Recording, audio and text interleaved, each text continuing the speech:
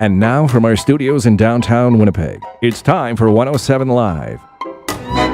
Winnipeg's Classic 107 Concert Band Festival is currently underway at the RBC Convention Centre. In its 43rd year, an average of 230 bands and 8,000 musicians participate in the festival put on by the Manitoba Band Association.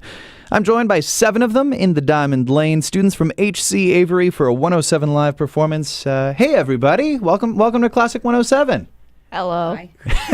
Thanks. Well, I know that some of you have been here before, and we're going to hear some of your playing, which is what I'm most excited for.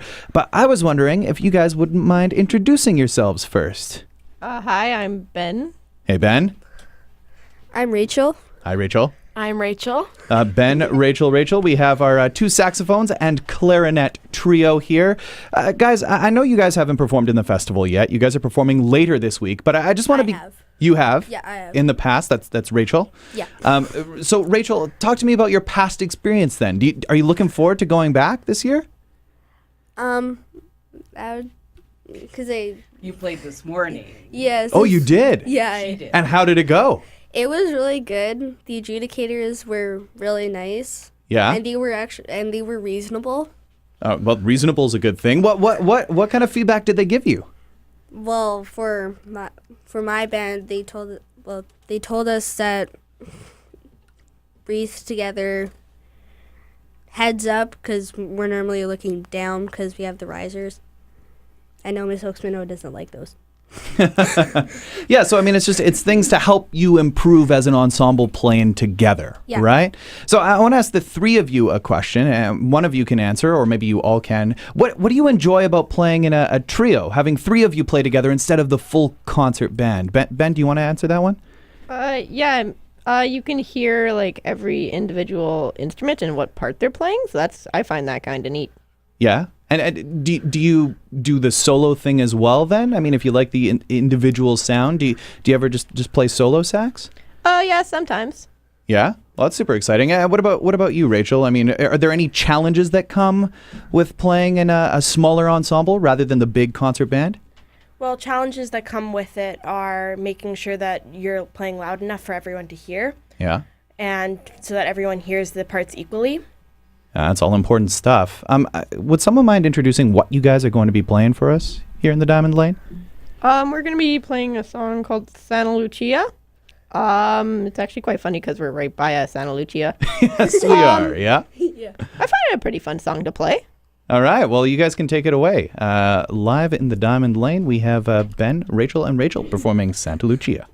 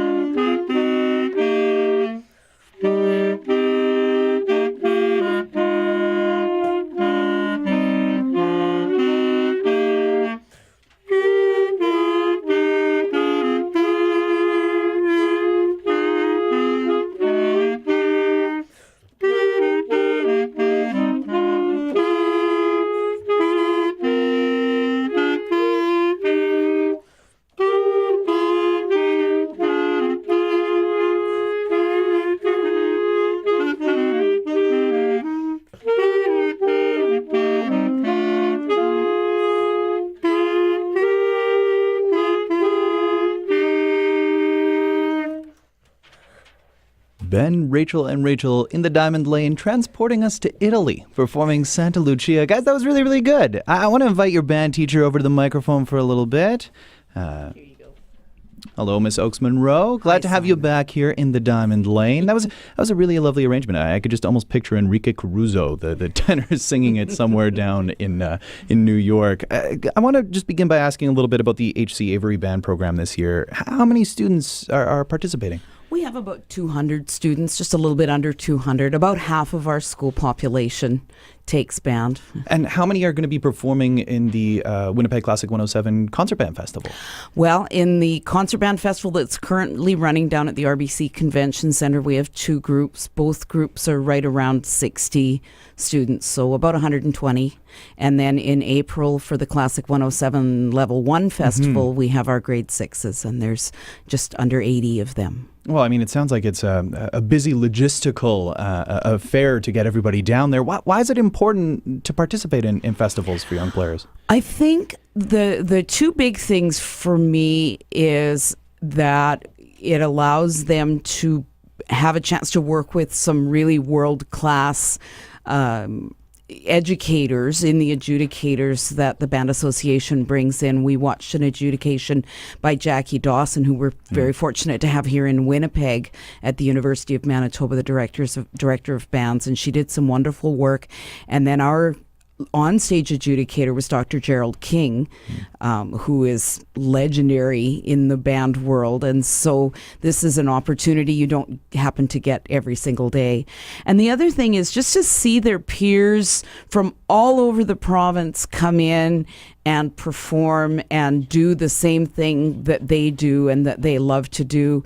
We watched another band perform, and I wished we could have had more time, but of course we had to rush back to the school so we could turn around and come back up here right away and perform some more. Oh, well, I mean, we really appreciate it. And I mean, you're right. It is so important to see your peers performing up on a stage and hearing more great music, and just being immersed in the whole musical world is such an important thing, especially at this age. How old is everybody here that you've brought to the studio today? I think we're mostly 12. Yeah, grade and 7s, maybe grade 8s. 13.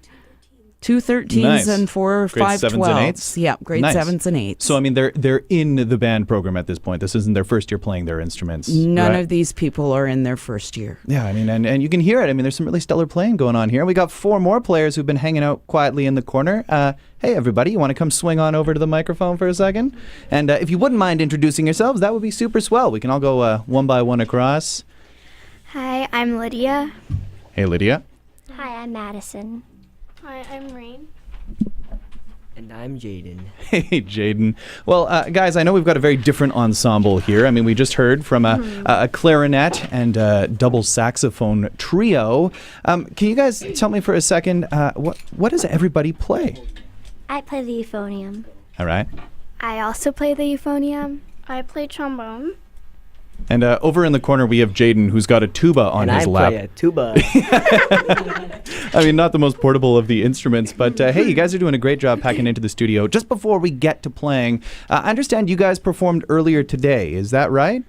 Yes. And what was that experience like, Lydia, if we swing the mic over to you? It was really fun, and then our adjudicator was really nice, and we got a few tips from him. Like what kind of tips? Well, he told us to keep our heads up, and we have to, when our teacher tells us to put down our instruments or take them up, we have to do this when she tells us to, because some people don't. Oh, yeah. You got to kind of look together, got to Yeah. look like an ensemble. I see you're sporting a pretty sweet shirt there. Do you guys have like a band uniform that you wear when you play? Yeah, we're, well, the people who are at the band festival are all wearing our HC Avery band shirts. Yeah, and I mean, you're looking real snappy, so definitely appreciate you guys coming down here today. What are we going to hear, by the way? Let's swing the mic over to, yep. We're gonna play chromatic polka. All right, well, I'm looking forward to it. So live in the Diamond Lane, another performance, this by the HC Avery Low Brass Ensemble.